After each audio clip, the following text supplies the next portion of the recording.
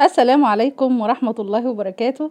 أهلا بكم يا حبايبي، معكم أحمد من قناة بيت العيلة. النهاردة هنعمل مع بعض القرص الفلاحي أو القرص الطرية.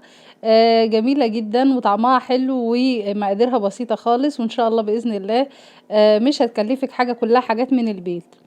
ان شاء الله اللي اول مره يشوفنا سبسكرايب للقناه ولايك وشير وفعلوا زر الجرس عشان يوصلكم كل جديد.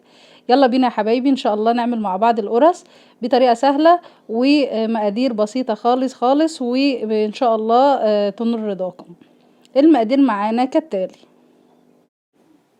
بسم الله الرحمن الرحيم. معانا هو المقادير.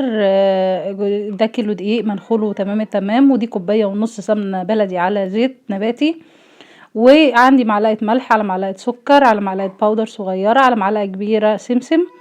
براحتك، مش عايزاها انت حره. ده خميره بتاعتي طبعا ربع كوبايه، عليها الخميره، عليها معلقه سكر علشان خاطر تتفاعل مع بعضها وتاكد من اختبارها، ورشه فانيليا، وكوبايتين زبادي او لبن رايب. ده كوبايتين لبن رايب، انت حابه تستبدلهم بزبادي براحتك. هننزل بمكونات الجافه كده الاول، نقلبها كويس على الدقيق ورشه الفانيليا، نقلبهم كويس مع بعض. طبعا حابه طعميه مثلا بمعلقتين لبن بودره او معلقتين قشطه لو عندك، او وش لبن برضو هيبقى تمام. هننزل بالسمنه البلدي الاول، نبسها كويس في الدقيق.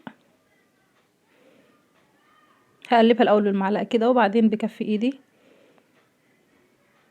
واتاكد ان هي كده اختلطت كويس مع بعض بايد واحده كده. تمام، لحد ما تديني الشكل اللي هو المرمل ده، اللي هو الشكل ده. خلاص كده تمام معايا، كل الدقيق كده شرب. هنزل بقى باللبن الرايب شوية شوية، اشرب العجينة عشان خاطر برضو ما تطرش مني جامد. طبعا خميرتي تمام، بتتفاعل وتمام وجاهزة فايرة وتمام التمام.